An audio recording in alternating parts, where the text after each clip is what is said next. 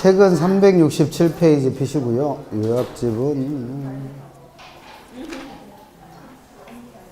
140페이지에 나와 있는데,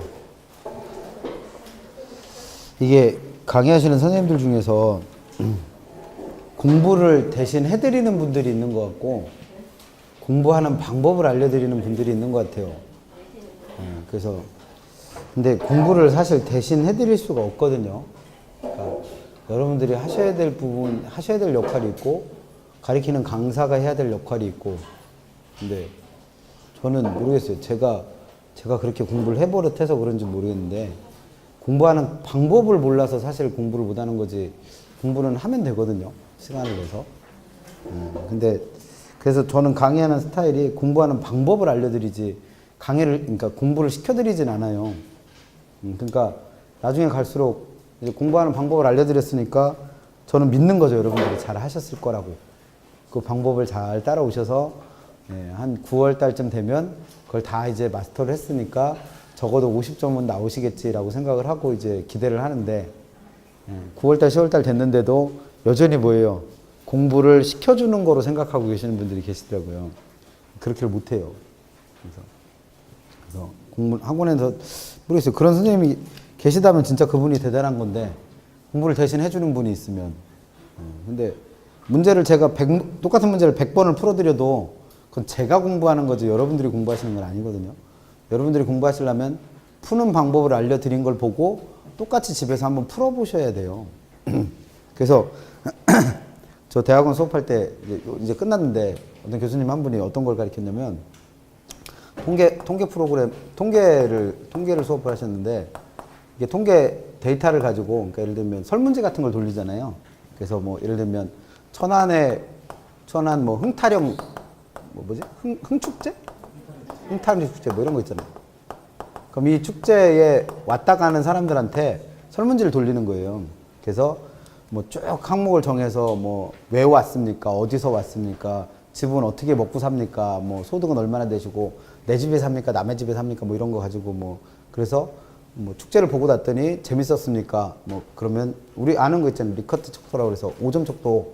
그래서 매우 그렇다, 그냥 그렇다, 뭐 보통이다, 별로였다, 아주 별로였다, 뭐 이런 거 있잖아요. 그래서 그거를 돌려서 그 통계를 돌리는 거예요. 그래서 그 교수님이 그걸 가르쳐 주시면서 뭘 했냐면, 그 통계 돌린 걸 가지고 논문을 쓰려면 표를 만들어야 돼요, 표를.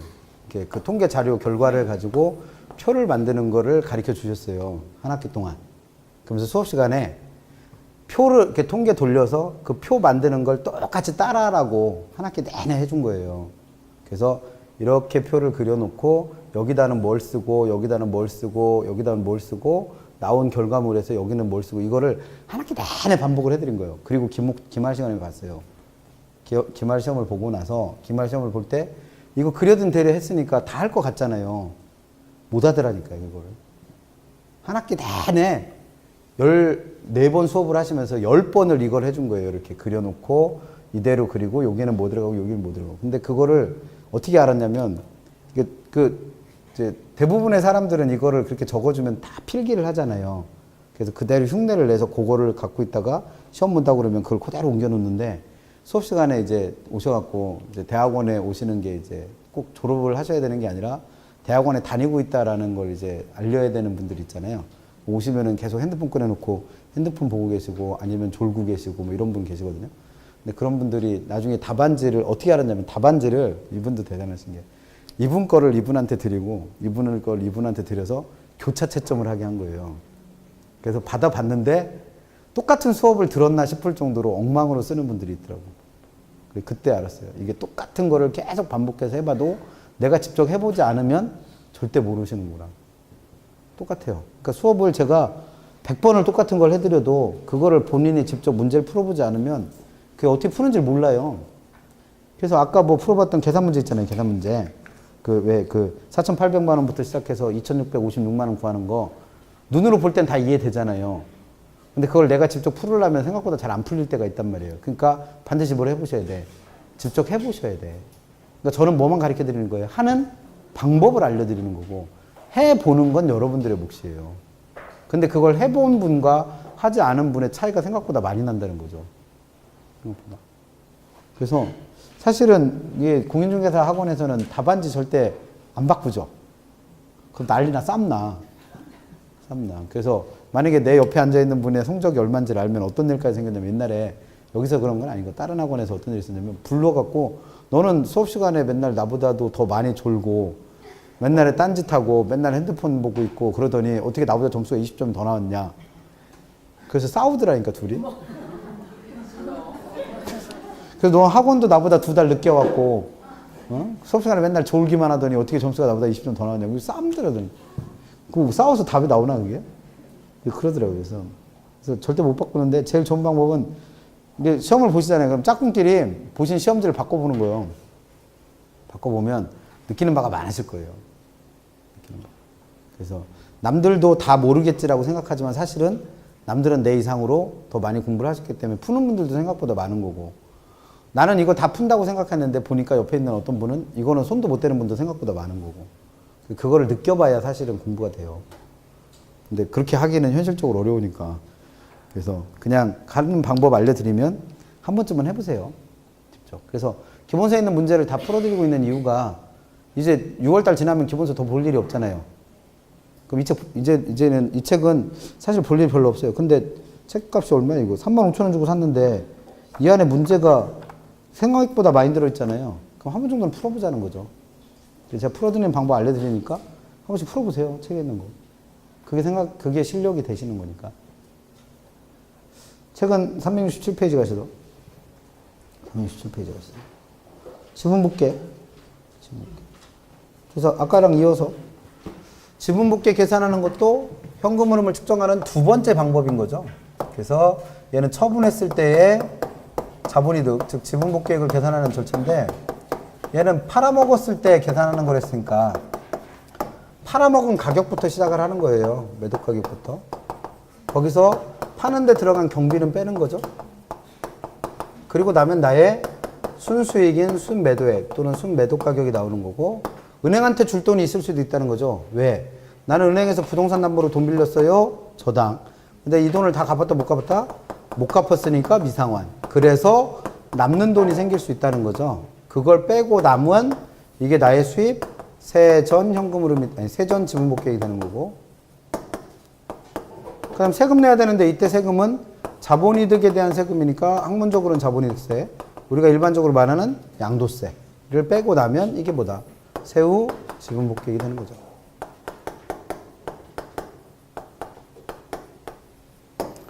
그 얘는 뭐 계산하는 절차가 영업현금으로 구하는 절차 알고 계시면 그렇게 어렵진 않아요.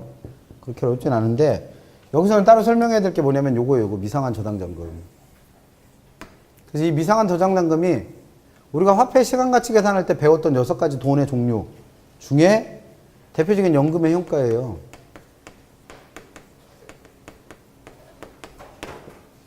이거를 좀 기억하셔야 돼요. 미상환 저당잔금이라는 돈은 어떤 돈이냐면 내가 은행에서 부동산을 살라고 지금 1원을 대출받았다고 가정을 해봐요.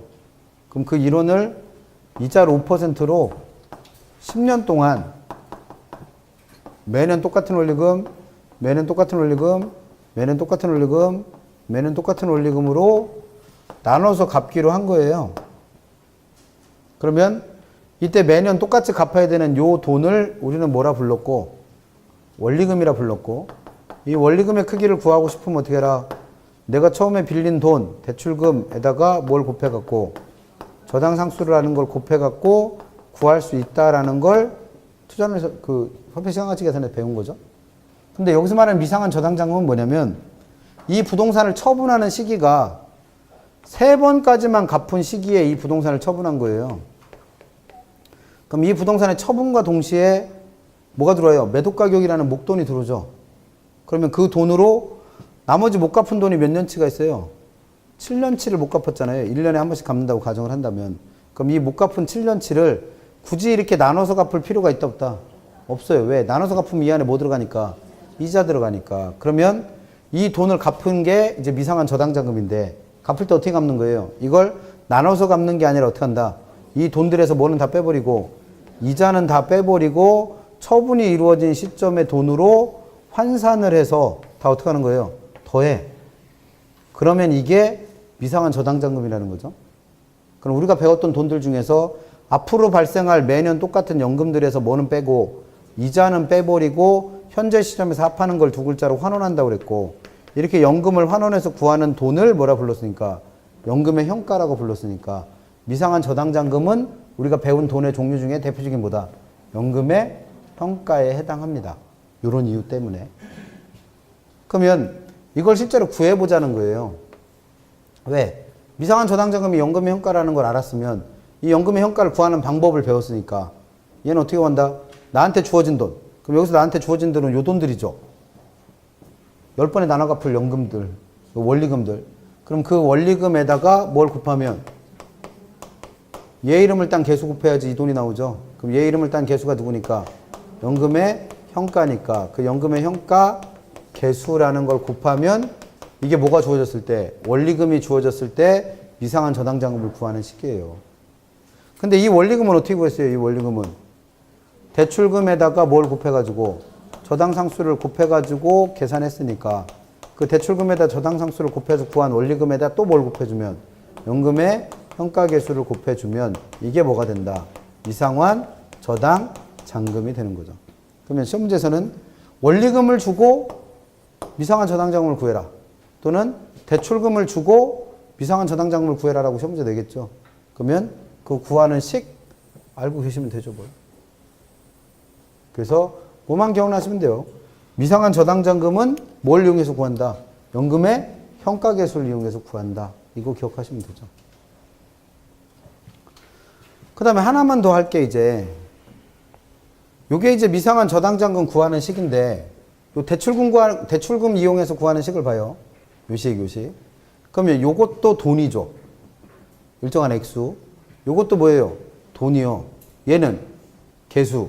얘도 개수. 그럼 구하는 식이 돈이 2개 있고 개수가 2개 있죠. 그러면 이 등호를 기준으로 돈은 돈끼리 모으고 개수는 개수끼리 한번 모아보자는 거예요. 돈은 돈끼리 모으고 개수는 개수끼리 모으자.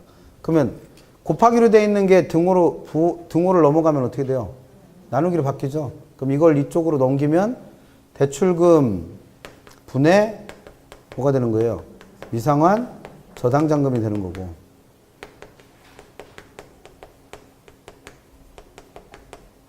는 등호를 넘어갔으니까 남은 건 요거랑 요거만 남죠? 그래서 저당상수에다가 뭘 곱한 거? 연금의 현가계수를 곱한 거. 이렇게 되죠? 요걸 이렇게 바꾼 거예요. 그럼 요게 의미하는 게 뭐냐면, 이게 의미하는 건 내가 빌린 전체 금액 중에서 못 갚고 남은 돈의 비율이잖아요. 전체 빌린 돈 중에서 얘가 못 갚은 돈이니까 전체 빌린 돈 중에서 못 갚고 남은 돈의 비율이 요게 되는 거죠. 그럼 아까 문제 풀 때 잔금 비율에다가 상환 비율을 더하면 1 된다는 거 문제 있었죠. 그럼 상환 비율은 뭐였어요? 갚은 돈의 비율. 그럼 잔금 비율은 남은 돈의 비율. 그럼 이게 뭐요? 그 남은 돈의 비율, 잔금 비율이죠, 뭐. 그래서 이게 뭐 구하는 식이다? 잔금 비율 구하는 식입니다. 그럼 이렇게 되면 틀릴 뿐 없잖아요. 이 식만 알고 있으면 이거 풀 테니까. 그러니까 문제를 또 어떻게 해? 변형시켜요. 어떻게? 저당상수라는 게 누구랑 역수관계라고 그랬으니까 연금의 현가계수. 그럼 역수관계라는 건 어떻게 된다고 그랬어요? 분의 1을 하면 같아진다. 아까 역수관계라는 게 대표적인 게 1 플러스 R에 N승하고 1 플러스 R에 N승 분의 1이 역수랬잖아요. 그럼 역수는 뭐였어? 분의 1을 만들면 어떻게 된다? 같아진다. 그 다음에 이거를 분의 1을 하면 어떻게 돼요? 같아지죠. 이럴 때 역수관계랬잖아. 그러면 저당상수를 얘를 이용해서 쓰면 어떻게 되는 거예요? 분의 1을 하면 되잖아요. 분의 1. 역수에. 그래서 연금의 현가 개수 분의 1이 뭘 나타낸다? 저당상수를 나타내요. 그럼 거기다 뭘 곱하니까? 연금의 현가 개수. 그럼 옆에다 곱할 건 어디다 곱해도 돼요? 위에다 곱해도 되죠. 그러면 어떻게 한다? 연금의 현가 개수 분의 연금의 현가 개수라는 식이 나오죠. 이게 뭘 구하는 식? 잔금 비율 구하는 식입니다. 그럼 위아래 똑같으니까 약분돼서 항상 1 된다? 가 아니죠. 왜? 개수에는 항상 R값과 N값 들어간다고 그랬잖아요. R하고 N값. 그러면 R은 이자율이니까 어차피 똑같을 테고 문제는 N값입니다. N값. 그래서 이 N값이 밑에 있는 연금의 현가계수는 어디서 온 값이에요? 저당상수에서 온 거죠. 그럼 저당상수로 할 때는 얘를 몇 번에 나눠 갚느냐가 n값이 되죠. 그러니까 전체 저당기간, 아까 예를 들었던 거면 몇 년? 10년이 들어오면 되고, 위에 들어가는 연금의 현가계수는 뭐 볼 때 나온 거예요? 미상한 저당장금 구할 때 쓰는 나머지 기간에 대한 문제죠. 그래서 얘는 잔여기간. 아까 예를 들었던 거면 몇 년짜리? 7년짜리 들어가면 됩니다. 그래서 이게 뭘 구하는 식이 된다? 잔금 비율. 구하는 과정, 도출하는 과정 물어보진 않죠. 그럼 잔금 비율 어떻게 구한다? 대출금분의 미상한 저당장금. 구할 때는 연금의 현가계수분의 연금의 현가계수. 밑에는 전체 저당기간, 위에는 잔여기간. 물어봤을 때 안 틀리려면 외우고 계시면 되죠, 뭘. 여기까지가 현금 흐름 측정하는 거와 관련된 얘기들이에요. 그래서 대부분 다 뭐 할 거구나? 외우실 거구나 라고 생각하시면 되죠, 뭐. 시험 문제도 얼마나 잘 외우고 있는지를 묻고 있고. 책은 370페이지 가시고 요약집은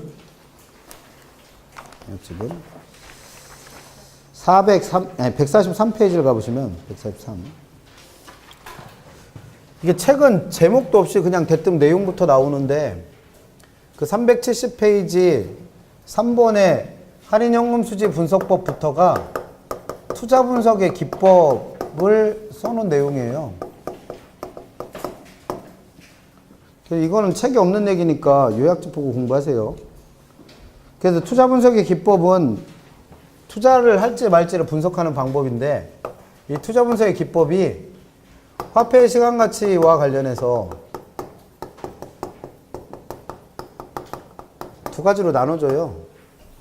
그래서 화폐의 시간가치를 고려하는 방법과 화폐의 시간가치를 고려하지 않는 방법으로 나눠집니다. 그럼 화폐의 시간가치를 고려한다는 얘기는 평가 계산을 한다는 얘기고 화폐 시장가치를 고려하지 않는다는 건 현가 계산 같은 걸 아예 안 한다는 얘기예요. 그래서 이렇게 현가 계산하는 걸 할인한다고 표현하니까 얘는 할인하는 방법이고 얘는 현가 계산을 안 하니까 할인하지 않는 방법인 거죠. 그래서 두 개 구별하는 것이 시험 문제 됩니다. 그래서 책에 나와 있는 여러 가지 투자 분석의 기법들 중에 할인 기법, 즉 화폐 시장 가치를 고려하는 방법은 딱 두 개밖에 없어요. 나머지는 전부 다 화폐 시장 가치를 고려하지 않는 것들입니다. 그래서 화폐 시장 가치를 고려한다는 방법들은 다 현가 계산을 하거나 할인하는 방법들이니까 현가라는 말이 들어가 있거나 할인이라는 말이 들어가 있는 것들이 화폐 시장 가치를 고려하는 거죠. 그래서 제일 먼저 나와 있는 할인 현금수지 분석법이나 또는 현가 회수관법과 같은 것들은 화폐 시장 가치를 고려하는 거고 나머지 뭐 어림셈법이니 또는 뭐 비율 분석법이니 또는 뭐 그냥 회수기간법 또는 단순 회수기간법 같은 말입니다. 또는 회계적 이익률법 이런 것들은 뭘 하지 않는다. 화폐 시장 가치를 고려하지 않는다는 게 시험에 17회 때부터 거의 매년 나왔어요. 지금까지 빠진 게 딱 한 번입니다. 그래서 해마다 내는 문제 중에 하나가 이게 있어요. 화폐 시장 가치를 고려하느냐, 고려하지 않느냐. 그래서 책엔 없어요, 이게. 그래서 따로 정리를 해놓으세요. 요약집에 있으니까.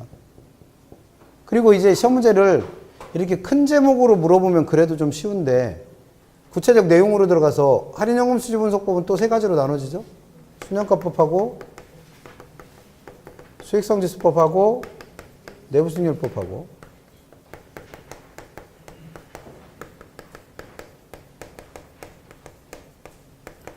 그리고 어림셈법은 또 다시 둘로 나눠져요. 승수법하고 수익률법하고.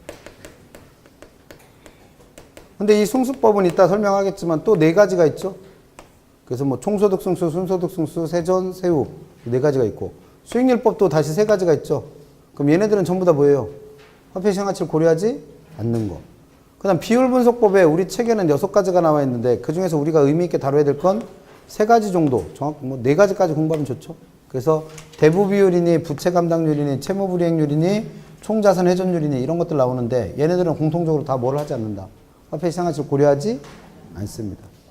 그러니까 구체적 내용까지 물어보기도 해요. 그러니까 정리해 놓고 화폐 시장 가치를 고려하는 애와 고려하지 않는 애는 무조건 구별하셔야 됩니다. 그 중에서 제일 먼저 설명하는 건 누구다? 할인 현금 수지 분석법부터 보는 거죠.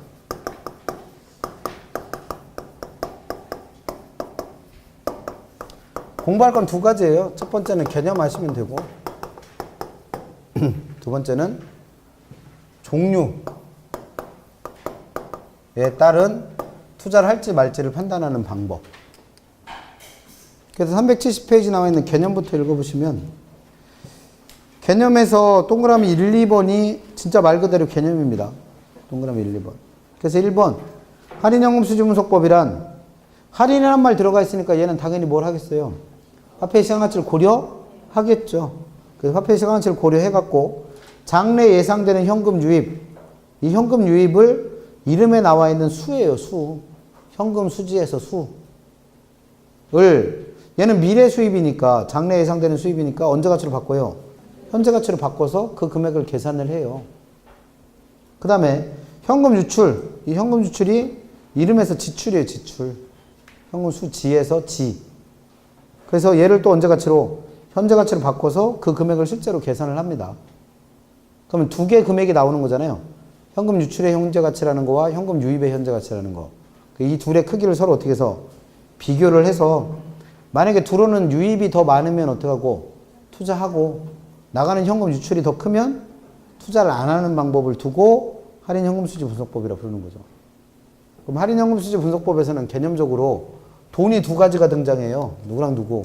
현금 유입의 현재 가치, 줄여서 현금 유입의 현가라는 돈과 또 하나 누구? 현금 유출의 현재 가치 또는 줄여서 현금 유출의 현가. 그럼 이 두 가지 금액을 실제로 어떻게 한다? 액수를 계산하는 거예요. 액수를. 그래서 그 계산된 액수를 서로 어떻게 갖고 비교를 해갖고 얘가 크면 투자하고 얘가 크면 안 하는 게 할인 현금 수지 분석법입니다. 근데 동그라미 2번에 있는 얘기는 뭐냐면 이 두 개를 비교할 때 몇 가지 방법이 있다는 거예요. 세 가지 방법이 있다는 거예요. 그래서 첫 번째 이 두 개를 빼서 비교했다. 얘가 큰지 얘가 큰지를 비교하기 위해서 빼봤다. 그럼 이걸 순현가법이라 부르는 거고 이 둘을 비교하기 위해서 나눠봤다. 그럼 이걸 수익성 지수법이라고 부르는 거고 이 두 개를 비교하기 위해서 갖다가 놓고 비교해봤다. 그럼 이걸 내부 수익률법이라고 부르는 거죠. 세 가지. 그래서 이게 개념이에요. 그래서 책에 1, 2번에 나와 있는 개념 그렇게 정리하시면 되고 그 다음에 그 밑에 있는 3, 4번은 무슨 얘기냐면 이 개념을 구체적으로 들어가서 이 할인연금 수지 분석법이 갖는 특징에 대한 문제입니다. 특징. 여기서 말하는 특징이라는 건 이 두 개의 금액을 실제로 구해야 되니까 이 두 개의 금액을 실제로 구하는 때 적용되는 특징 같은 얘기예요. 그래서 얘는 이 두 가지 금액을 구할 때 첫 번째 아까 현금 수지라는 말이 같은 말로 현금 흐름이라고 그랬잖아요. 현금 흐름. 그럼 우리 현금 흐름을 계산하는 수익과 지출을 계산하는 건 두 가지였죠. 두 가지. 수익과 지출이 발생하는 건 두 가지 경우에 발생한다고 그랬어요. 하나는 이 부동산을 매년 어떻게 해서 운영해서 발생하는 소득이득 또는 영업현금 흐름이라는 게 있었고 또 하나 뭐가 있었다? 처분했을 때 수익과 지출이 발생하는 자본이득. 다른 말로 지분복귀. 두 가지가 있었잖아요. 얘는 수익과 지출을 계산할 때 이 두 가지를 모두 다 계산합니다. 이게 특징이에요. 그러려니까 이 값을 계산할 때 얘는 매년 계산되는 값이고 얘는 처분했을 때 계산하는 값이니까 1년 가지고는 이 값을 못 구한단 말이에요. 왜? 팔아먹을 때까지 계속 계산을 해봐야 되니까. 그래서 한 해치의 수입만 계산하는 게 아니라 여러 해의 수입을 모두 다 계산한다. 라는 것도 또 하나의 특징입니다. 그 다음 세 번째.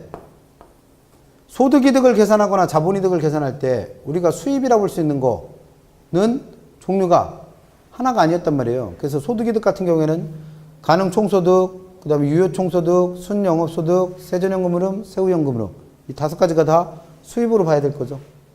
자본이득 같은 경우에는 아직 안 주었는데 매도가격, 순매도액, 세전지분복계획, 세후지분복계획 이런 것들이 다 수입에 해당하는 금액이죠.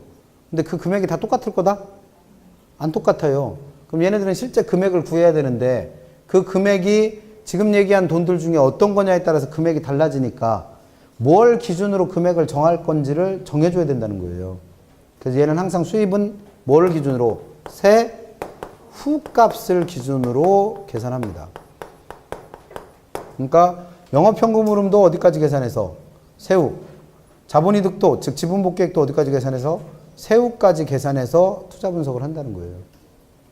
근데 이 값들은 전부 다 언제 수입이니까? 미래 수입이니까 이걸 다 언제 가치로? 현재 가치로 바꿔야죠. 뭐.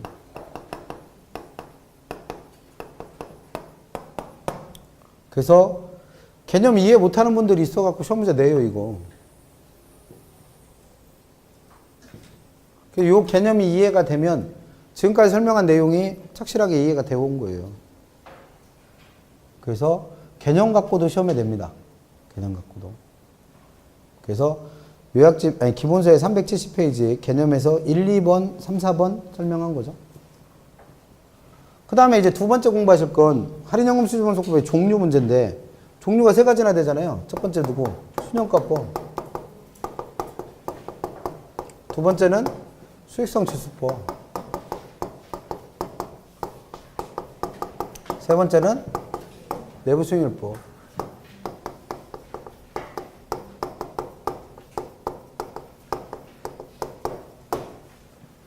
세 가지. 그래서 이 세 가지 방법에 따라서 구체적으로 어떻게 투자할지 말지를 결정하는가를 시험에 내는 거죠. 그럼 제일 먼저 나와 있는 순현가법은 이름 그대로 그냥 순현가라는 걸 이용해서 투자 분석을 해요.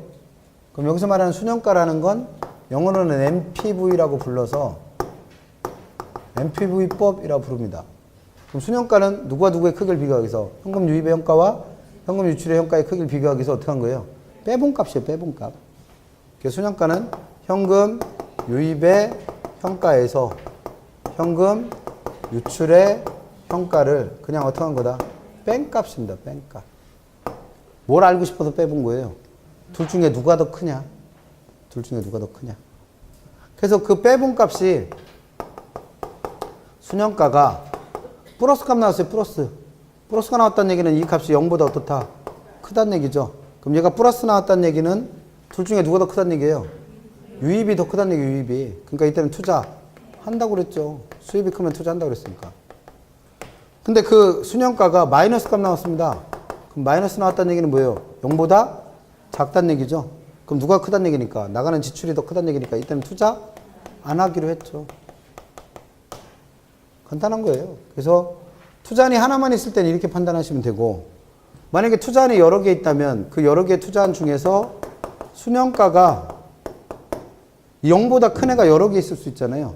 그럼 그 중에서 순현가가 어떤 애? 가장 큰 애를 선택합니다. 그럼 여기서 순현가가 가장 큰 투자안을 선택했다라는 거의 뜻은 이 순현가라는 게 엄밀히 말하면 내가 벌어들이는 총 수입에서 총 지출을 뺀 돈이에요. 그래서 나의 이윤의 의미를 갖습니다. 이윤. 그러면 그 이윤이 어떤 애를 선택한 거예요? 가장 큰 애. 그래서 나의 이윤, 즉 나의 부가 극대화되는 애를 기준으로 투자 판단을 했다라는 결론이 되는 거죠. 그래서 얘가 부의 극대화 기준으로 활용되는 겁니다. 근데 순현가를 계산하려면 현금 유입이든 현금 유출이든 다 언제 가치로 바꿔야 돼요? 현재 가치로 계산을 해야 돼요. 그럼 내가 알고 있는 돈을 현재 가치로 환산하려면 내가 알고 있는 돈에다가 뭘 곱해갖고 현가계수를 곱해가지고 계산하게 되죠. 내가 구해야 될 뭐가 생긴 거예요? 현가, 현재 가치가 생긴 거예요. 그럼 이걸 구하려면 어떻게 하라 했어요? 나한테 주어진 돈에다 뭘 곱해서 얘 이름을 딴 계수, 그러니까 뭐 곱하면 돼? 현가 계수 곱하면 되죠, 뭘. 이런 구조잖아요. 주어진 돈이 일시불이면 일시불의 현가계수, 주어진 돈이 연금이면 연금의 현가계수. 이렇게 되는 거죠. 그러면 이때 현가계수에는 항상 몇 가지 값 들어간다? 두 가지. 누구랑 누구? R값과 N값. 그럼 N은 어차피 얘를 환산하는 기간의 문제니까 별거 아니고 문제는 이 R값인데 이 R값을 현재 가치 구할 때는 뭐라고 읽는다고 그랬어요? 할인율이라고 읽는다고 했죠. 할인율. 그래서 그 할인율이 주어져야 되는데 수년가법에서는 이 할인율을 항상 누구 쓴다? 위험조정 할인율인 요구수익률 쓴다라는 것도 같이 기억을 하시면 돼요. 이게 수년가법에서 공부할 내용 다예요. 그래서 우리 책의 371페이지 보시면 제일 먼저 수년가법의 개념 나와 있는 건 D번 하나 읽어보시면 됩니다. D. 그래서 그 D 밑에 나와 있는 표만 알면 돼요. 그 네모 박스. 수년가는 현금 유입의 현가에서 현금 유출의 현가를 뺀 거다. 이것만 아시면 되고. 한 페이지 넘겨보시면 니은번에 투자안의 결정이라는 거에서 A번 투자안이 상호 독립적일 때, 즉 투자안이 하나만 있을 때는 누구랑만 비교해서? 0과만 비교해서 0보다 크면 투자하고 0보다 작으면 기각한다. 그 다음에 투자안이 여러 개 있을 때, 즉 상호 베타적일 때는 수년가가 0보다 큰 애가 여러 개 있을 수도 있으니까 그 중에서 수년가가 가장 큰 투자안을 선택하게 된다는 거죠. 그래서 그 밑에 특징 보시면 A번 수년가법을 이용한 투자의 타당성 분석에서 사용되는 할인율. 이 할인율은 어디에 들어가는 할인율이에요? 현가계수에 들어가는 할인율이에요. 그래서 그 현가계수에 들어가는 할인율을 누굴 쓴다? 요구수익률을 씁니다. 그러면 이 수년가법에 따른 투자 판단을 하면 B번에 있는 것처럼 투자자의 부가 극대화되는 기준이 된다는 거예요. 그럼 내용이 겁나게 이해하기 어렵거나 이렇진 않죠. 그래서 내용 물어보면 쉬운 문제예요. 그래서 시험 문제는 뭐를 낸다? 그래서 계산 문제를 묻습니다. 내용은 쉬우니까. 그래서 문제에서 수년가 구하세요. 수익성 지수 구하세요. 이런 거 내는 거죠. 두 번째 방법은 우리 책의 375페이지 가시면 4번에 맨 밑에 4번에 수익성 지수법이 나와요. 그럼 얘도 수년가법하고 똑같이 그냥 뭐 이용해서 수익성 지수라는 걸 이용해서 투자 판단을 합니다. 그럼 여기서 말하는 수익성 지수라는 건 영어로는 PI라고 그러니까 이걸 PI법이라고도 불러요. 그럼 수익성 지수는 누가 누구의 크기를 비교하기 위해서 현금 유입의 현가와 현금 유출의 현가의 크기를 비교하기 위해서 어떻게 한 거다? 나눔값이에요. 나눔값. 나눔값. 그러면 나누기 나오면 항상 혼동하시면 안 되는 거 누구를 누구로 나누는지 혼동하지면 안 되죠. 누구를 누구로 나누는가. 그래서 얘는 현금 유입의 현가를 뭐로 나눈 거예요? 현금 유출의 현가로 나눈 거예요. 그럼 이게 분수로 나와도 헷갈리는데 이걸 만약에 뭐로 나누면 A에 대한 B 또는 A에 대한 B의 비율 이렇게 내면 더 헷갈리겠죠. 그래서 누가 누구를 나누는 건가 항상 헷갈리지 마시고. 그럼 얘는 나눠본 값이니까 이 둘의 크기를 비교하기 위해서 나눠본 값이니까 이 수익성 지수는 누구랑 비교한다? 1과 비교한다는 거예요. 1과. 그래서 얘가 1보다 크면 누가 크다는 얘기예요? 분수가 1보다 크다는 얘기는 위에 있는 값이 크다는 얘기죠. 그럼 이땐 투자하는 거고. 만약에 얘가 1과 비교해서 1보다 어떠면 작으면 분수가 1보다 작다는 얘기는 밑에 값이 크다는 얘기니까 이땐 투자 안 하는 거죠. 근데 얘도 마찬가지로 투자안이 여러 개 있을 수 있잖아요. 수익성 지수가 1보다 큰 애가 여러 개 있을 때. 그러면 그때도 마찬가지로 수익성 지수가 어떤 애? 가장 큰 애를 선택하시면 됩니다. 그러면 수년가도 가장 큰 애 선택하고 수익성 지수도 가장 큰 애 선택하니까 둘의 결론은 언제나 동일한가? 이 문제예요. 그럼 이 두 개가 결론이 언제나 똑같은 게 아니라는 게 뭐냐면 어떤 A라는 투자안과 B라는 투자안 두 개가 있을 때 A는 지금 100원을 투자하면 즉 이게 현금 유출이에요. 이로부터 110원의 현금 유입이 발생하는 투자안이 있고 어떤 애는 1000원을 투자하면 그로부터 1020원을 버는 투자안이 있다라고 가정을 해봅니다. 그래서 얘가 현금 유입의 현가고 얘가 현금 유출의 현가라고 가정을 해보는 거예요. 그러면 수년가 계산하면 어떻게 돼요? 얘에서 얘를 빼면 되니까 얘는 얼마? 10원. 얘는 얘에서 얘를 빼면 되니까 20원이 되는 거죠. 그러면 수년가법에서는 수년가가 가장 큰 투자를 선택하셨으니까 누구? B를 선택하겠죠. B. 왜? 얘가 내가 버는 돈이 더 많은 거니까. 그래서 이걸 부의 극대화 기준이라고 그래요. 근데 수익성 지수는 어떻게 하라는 거예요? 수익성 지수는 현금 유입의 현가를 현금 유출의 현가를 어떻게 해라? 나누라는 거잖아요. 나누라. 그럼 나눠보니까 얘는 얼마 나오고? 1.1. 얘는 얼마 나와요? 1.02가 나와요. 그럼 수익성 지수는 누가 더 크니까 A가 더 크니까 A를 선택하게 된다는 거죠. 두 개의 결론이 언제나 똑같은 건 아니라는 얘기예요. 그럼 이런 차이가 생기는 이유가 뭐냐면 똑같이 10원을 벌 때 얘는 얼마 있으면 10원을 버는 거예요. 100원만 있으면 벌어. 근데 얘는 10원을 벌려면 절반이니까 500원이 있어야 되는 거잖아요. 그리고 최소한 1000원을 갖고 있어야 벌 수 있는 거고. 그럼 똑같은 돈을 벌 때 얘가 들어가는 돈이 훨씬 적은 거니까 훨씬 적은 돈으로 똑같은 돈을 버는 거니까 얘가 그만큼 더 효율적인 애죠. 그래서 얘는 결국 뭘 선택한 거다? 적은 돈으로 똑같은 효과를 얻을 수 있는 투자가 좀 더 효율적인 애를 선택한 거예요. 그래서 얘는 투자의 효율성을 판단하는 지표로 활용이 됩니다. 그래서 똑같은 돈을 벌더라도 적은 돈으로 버는 걸 선택하는 애가 얘예요. 그러면 결국 이 두 개의 결론이 언제나 동일한 건 아닐 수 있다는 거죠. 이걸 기억하시면 됩니다. 이걸 기억하시면. 그럼 얘도 마찬가지로 현금 유입이든 현금 유출이든 현재 가치로 바꾸려면 똑같이 현가계수가 필요하고 그 현가계수에 들어가는 R값을 누구 쓰는 것도 똑같다. 할인율을 요구수익률 쓰는 것도 똑같아요.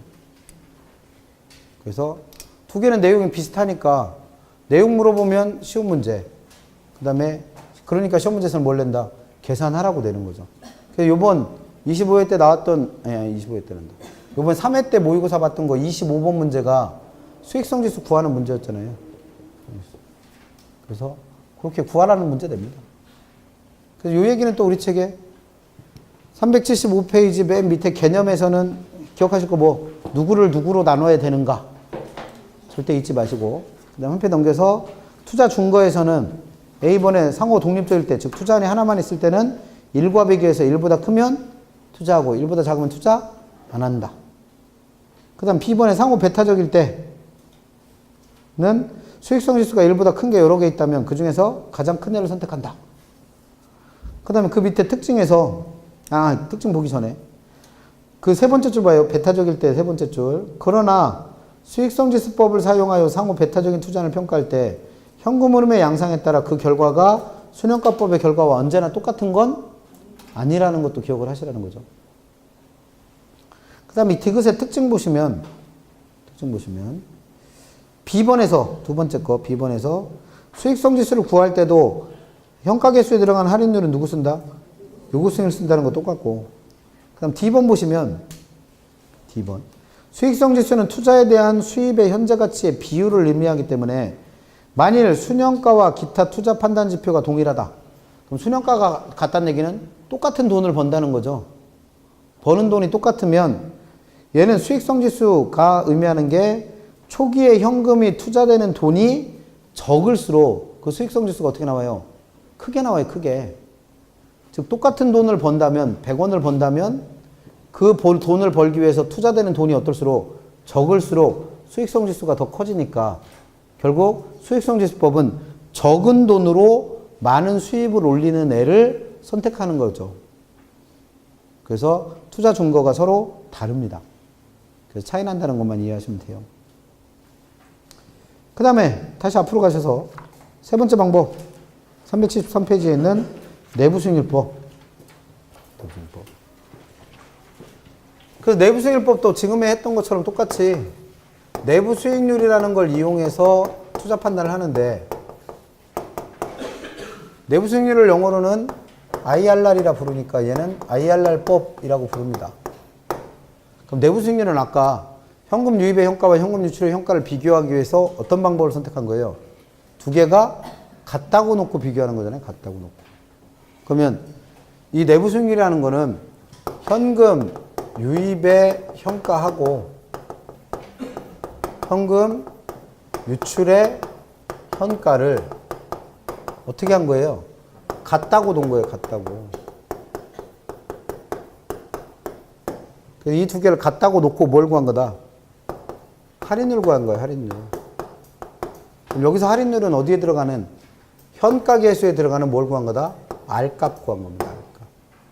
이걸 내부 수익률이라고 불러요. 그럼 이게 뭔 소리냐면 지금 우리가 배우고 있는 할인 현금 수지 분석법은 이걸 배우는 이유가 아까 우리 화폐 시간가치 계산 얘기할 때 우리가 배우는 투자라고 하는 건 지금 내가 100원을 어딘가에 투자를 하면 2년 후라는 미래에 이로부터 200원의 수익을 얻을 것으로 예상한다고 그랬죠. 예상. 그러면 지금 우리가 배우고 있는 할인연금 수지 분석법이라는 건 이 둘의 크기를 비교해서 얘가 크면 투자하고 얘가 크면 투자를 안 하는 방법이잖아요. 근데 이 두 개를 비교하기 위해서 어떻게 한다고 그랬어요? 이 미래 수익과 현재 수익을 다 현재 돈으로 환산한다고 그랬죠. 그래서 이 현재 돈으로 바꾼 거를 비교한다고 그랬습니다. 그러면 이 두 개를 비교하기 위해서 얘를 현재 돈으로 바꾸려면 이 미래 돈에다 뭘 곱해줘야, 현가계수라는 애를 곱해줘야 이게 현재 가치가 될 거 아니에요. 그럼 이 현가계수에는 두 가지 값 들어간다 그랬죠. 누구랑 누구? R값과 N값. 근데 그 N은 지금 주어진 거잖아요. 얼마로? 2년 후의 미래라고 그랬으니까 얘는 2로 주어진 거고, 이 R값이 요구 수익률로 주어져 있으면 이 값을 실제로 구해서 이 두 개의 크기를 어떻게 갖고 빼서 비교했다면 순현가법, 나눠서 비교했다면 뭐가 되는 거예요? 수익성 지수법이 되는 거예요. 그래서 요 R값이 요구 수익률이라고 그랬고, 이 요구 수익률의 크기가 주어져서 이 값을 구할 수 있으면 빼보거나 나눠보면 된다는 얘기죠. 근데 문제는 얘를 안 준 거예요. R값이 안 주어진 거예요. 그럼 R값이 안 주어졌으니까, 현가계수대로는 R값이 안 주어졌으니까 이 금액 구한다 못 구한다? 못 구해요. R값을 알아야 이 금액을 구하는데 R값이 안 주어져서 못 구하니까 빼지도 못하고 나누지도 못하는 상황이에요. 그럴 때 쓰는 게 누구다? 그게 내부 수익률이에요. 그러면 이 내부 수익률법은 지금 뭘 몰라서 이걸 못 구하는 거니까, R값을 몰라서 못 구하는 거니까, 할인율, 즉 어디에 들어간 할인율, 현가계수에 들어가는 할인율을 몰라서 못 구하는 거니까 이 할인율을 구해보자는 거예요. 어떤 방법으로?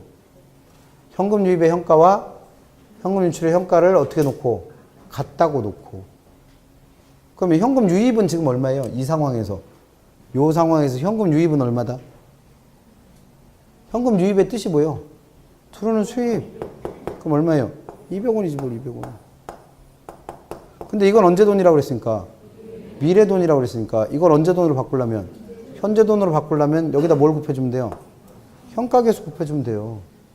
그래서 만약에 이 200원이 일시불이면 일시불의 현가계수는 어떻게 생기네? 1 플러스 R에 N승 분의 1을 곱하면 되는 거고, 만약에 얘가 연금이면 연금의 현가계수인 R분의 1 마이너스 1 플러스 R에 마이너스 N승을 곱하면 이게 뭐가 되는 거예요? 현금 유입의 현가가 되는 거죠. 근데 N은 주어졌다며요. 얼마로? 2로. 그럼 주어졌으니까 상관없고, 이 R값을 몰라서 이 금액은 안다 모른다? 모른다는 얘기예요. 그래서 금액은 모르지만 구하는 식을 알고 있는 현금 유입의 현가와 누구를? 현금 유출. 그럼 현금 유출은 얼마예요 지금? 100원. 근데 얘는 이미 언제 돈이라고 가정을 했으니까, 현재 돈이라고 가정을 했으니까 현금 유출의 현가를 계산하면 그냥 100원이 되는 거죠. 그러면 얘가 현금 유입의 현가고 얘가 현금 유출의 현가니까 이 두 개를 어떻게 놓으면? 같다고 놓으면 뭘 구할 수 있어요? R값 구할 수 있을 거 아니에요, R값. 그렇게 구해지는 요 R값을 뭐라 부른다고요? 내부 수익률이라 불러요. 이게 이해가 안 되는 이유는 이 두 줄이 그렇게 어려워서? 가 아니죠. 그 안에 들어가는 뭐를 이해를 못하는 거예요? 화폐 시간가치 계산 얘기를 이해를 못하는 거예요. 그래서 내부 수익률이 이해가 되면 얘는 우리가 투자론에서 배워야 될 거 다 배운 거예요. 다 알고 있는 거예요. 그래서 내가 투자론을 그만 공부해야 되는 시점은 언제? 지금 설명하고 있는 이 할인연금 수지 분석법이 완벽히 이해될 때. 그때 되면 투자론 다 이해하신 거예요. 그러면 시험 문제에서는 이 R값을 구하라고 낼 일은 사실 별로 없어요. 왜? 얘 같은 경우에는 R이 하나니까 그나마 좀 구해보지. 근데 얘는 R이 몇 개다? 2개. 더군다나 얘는 마이너스 N이요. 그럼 이거 구하기가 쉽지 않다는 얘기잖아요. 그러니까 구하라는 문제는 현실적으로 잘 안 물어요. 그럼 뭐 묻는 거예요? 개념 물어봐요, 개념. 왜? 개념도 이해 못하는 분들이 많으니까. 그래서 문제는 개념 묻고, 이 내부 수익률이 의미하는 거, 이 R값이 의미하는 바는 뭐냐면, 이 R값은 내가 투자하려고 하는 어떤 투자안이 이만큼을 수익을 얻을 것으로 예상되고 이만큼의 지출이 발생할 걸로 예상되니까 그 수익과 지출을 이용해서 이 투자한 자체가 내부적으로 갖고 있는 예상 수익률을 계산한 거예요. 그럼 우리가 배웠던 수익률의 종류 중에 이와 같이 어떤 투자안으로부터 예상되는 수익률을 구한 걸 뭐라니까? 기대 수익률이라 부르니까 이 내부 수익률이 누구랑 동의어가 된다? 기대 수익률과 동의어가 됩니다. 그럼 우리 기대 수익률 배울 때는 기대 수익률은 누구랑 비교해서? 요구 수익률과 비교해서 투자 분석했듯이 기대 수익률의 의미를 갖는 누구를 내부 수익률을 누구랑 비교해서?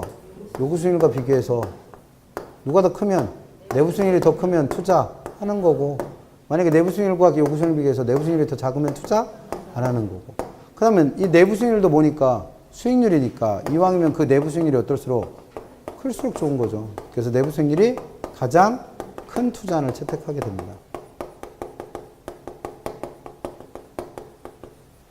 이게 내부 수익률법이에요. 그러니까 내부 수익률법은 어떨 때 쓰는 거예요? 투자 분석을 해야겠는데 할인율로 써야 될 요구 수익률이 얼마인지 잘 모르겠는 거예요. 그럼 일단 뭐부터 구해본다? 이 R값, 내부 수익률을 먼저 구해보는 거예요. 그래서 구해진 내부 수익률을 나중에 알게 된 누구랑 요구 수익률과 비교를 해보게 되는 거죠. 그렇게 해서 투자 분석하는 걸 내부 수익률법이라고 부릅니다. 그래서 얘는 개념 자체가 어려우니까 개념을 물어요, 그냥. 계산하는 건 거의 안 물어보고. 그럼 시험 문제는 어떤 식으로 내냐면 뒤로 가셔서 원래 풀어보고 싶은 문제는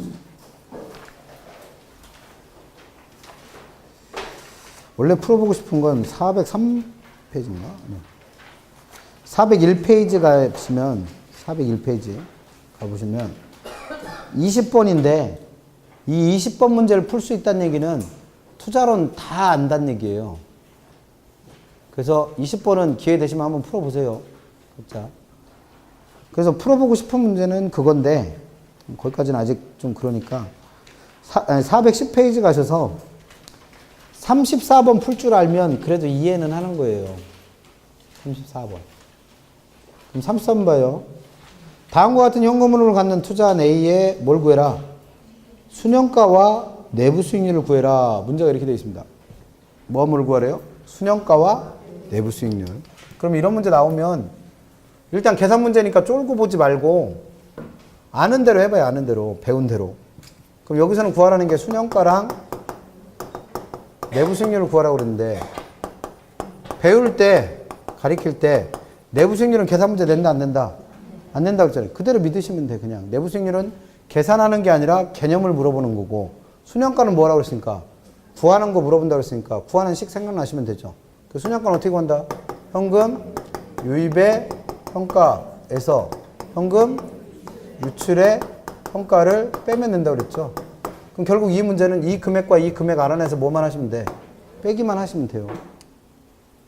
그럼 문제는 한 줄밖에 안 되는데 그 뒤에 설명 나와 있고 표 나와 있는 건 결국 뭐예요?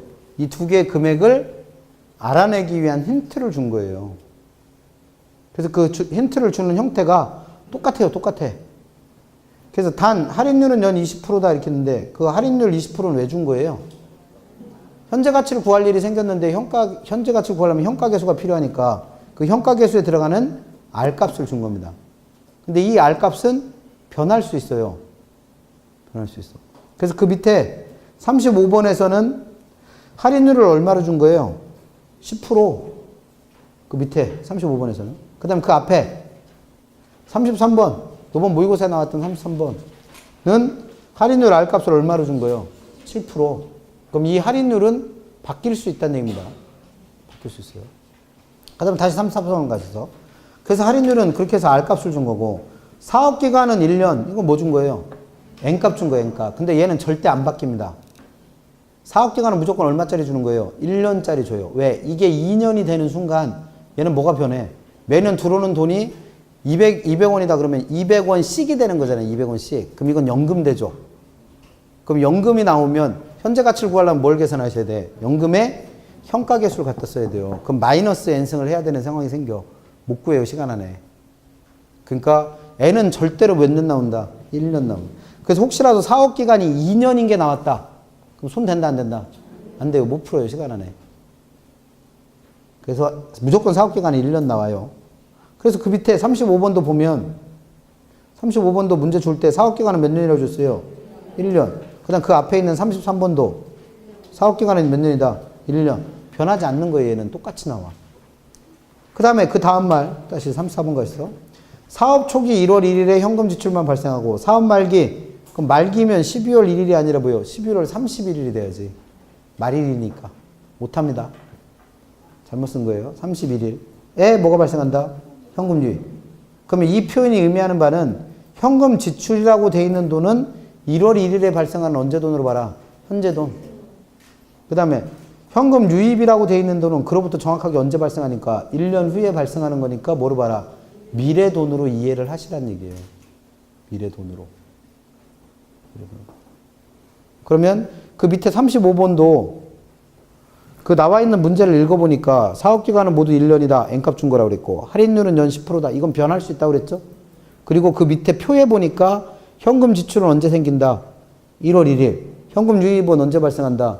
12월 31일. 연도는 이 시험이 몇 회 보는 시험이냐에 따라 연도만 바뀌겠죠. 똑같이 준 거예요. 똑같이. 그 다음 33번도 가봐요. 33번도. 다음 표와 같은 투자 사업들이 있다. 이 사업들은 모두 사업기간이 몇 년? 1년. 똑같이 줬죠.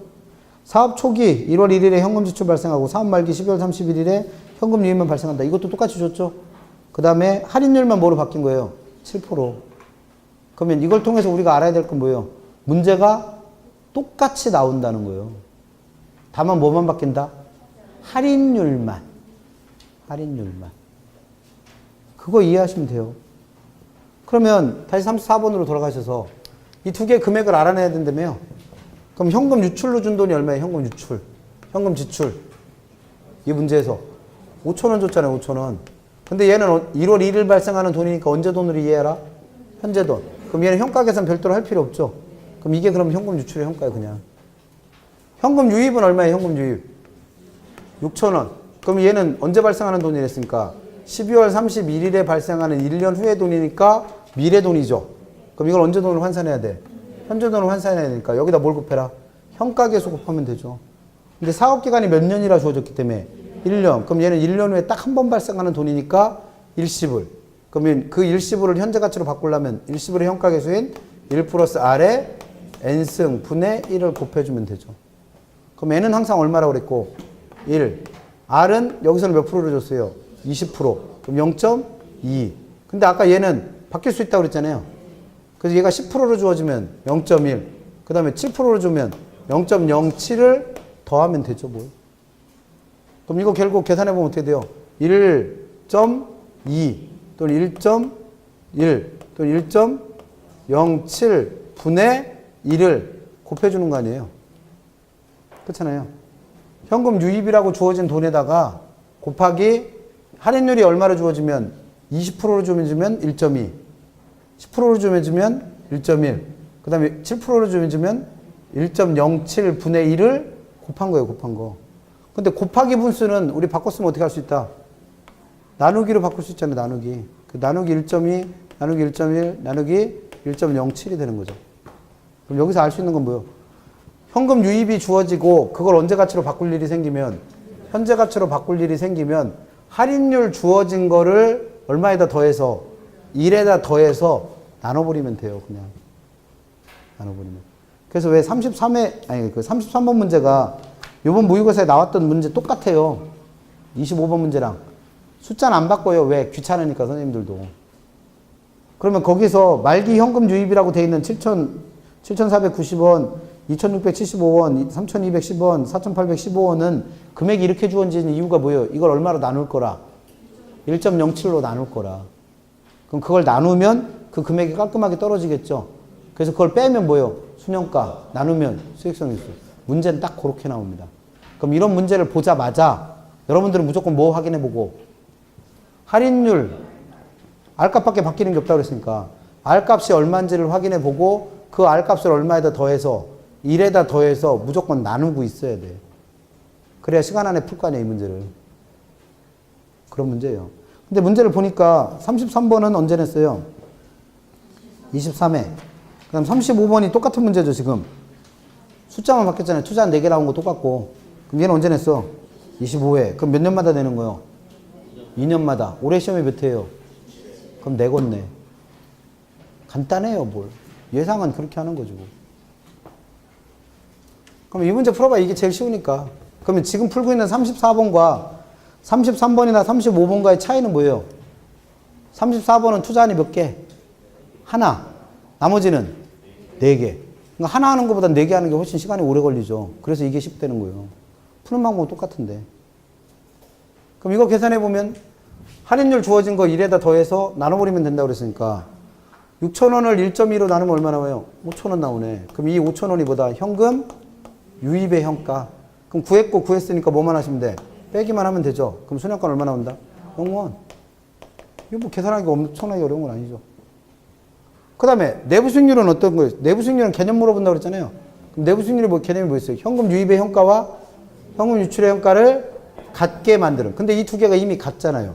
그럼 이 두 개를 같게 만들 때 뭐 알아보면 돼? 현가 계수 들어가는 R값. 왜? 그게 그게 내부 수익률이라고 부른다고 했으니까. 그럼 내부 수익률이 얼마인 거예요? 그럼 이걸 언제 구했어? 구하긴 뭘 구해? 그냥 개념 갖고 찾은 거지. 그런 식으로 묻습니다. 그래서 계산 문제 중에 내부 수익률 구하라는 문제는 안 나와요. 못 구하니까.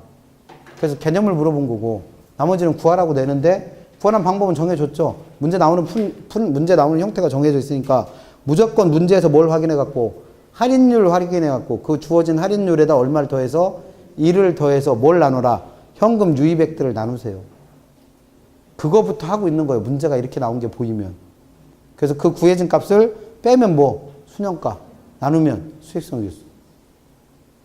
그래야 1분 안에 이 문제를 풀 거 아니에요. 그래서 풀 수 있는 거고. 푸는 방법이 정해져 있으니까. 잠깐만 쉬었다가 책은 그 문제 펴놓은 김에 415페이지 한번 피시고 그 415페이지에는 42번 푸는 것만 정리하고 마무리할게요. 잠깐만 쉬었다 합니다.